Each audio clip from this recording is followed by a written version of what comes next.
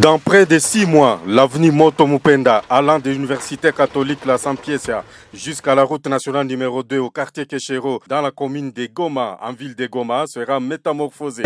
C'est un sentiment de joie, et surtout que ça faisait longtemps qu'on attendait cette chose ici. Et maintenant, comme si ils ont conclu de commencer les travaux, c'est vraiment un plaisir pour nous. Les travaux de construction et modernisation de cette voie publique de plus de 1,8 km ont été officiellement lancés ce lundi 8 janvier 2024 par le gouverneur militaire du Nord Kivu ad intérim, le général-major Peter Chirimwami. D'après lui, il s'agit d'une réponse aux attentes de ses administrés. Vous savez, nous sommes dans la modernisation de la ville de Goma. Après avoir asphalté 1,30 km sur la route Sake, nous avions décidé aussi d'ouvrir les tronçons station Simba jusqu'au niveau de l'université La Sapientia que nous allons asphalter. C'est un tronçon de 1800 mètres. C'est comme ça que vous m'aviez vu lancer les travaux tout de suite.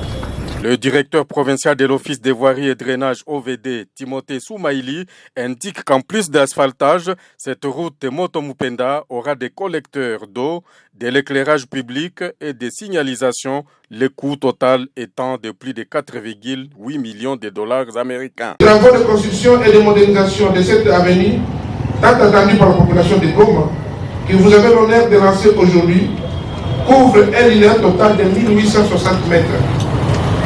Reliant l'avenue CSLK où nous nous trouvons pour cette cérémonie à la route 5 avec une largeur de 9 mètres pour une durée maximum de travaux de 6 mois hors intempéries. A noter que ces travaux seront financés par le gouvernement provincial du Nord Kivu.